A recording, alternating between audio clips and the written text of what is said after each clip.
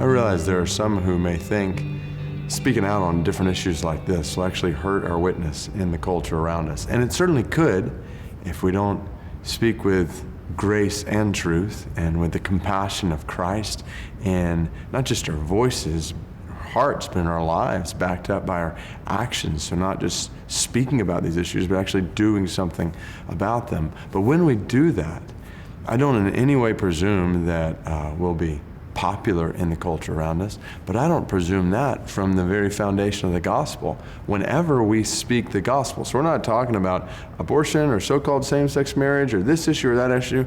I mean, just speaking the gospel will never be popular in whatever culture we're in. And this really hits at the core issue, is the gospel. It is the greatest offense. That's why in the beginning of the book, just start by saying, this is the greatest offense in any culture. And so when we speak this gospel in any culture we live in, we can expect to meet resistance. At the same time, we can also expect God to bless proclamation of the gospel, sharing the gospel, to lead people to know Him. And so my hope is then taking that gospel and applying the gospel to social issues in our day. I'm trusting this will fuel witness. I mean, you think about an issue like marriage. The more we speak God's truth about marriage and God's design, God's good, gracious design for marriage to be a reflection of His love for His people, Christ's love for the church. And the more we live that out in our lives, our marriages, the more we speak about that in a culture which is increasingly confused about marriage,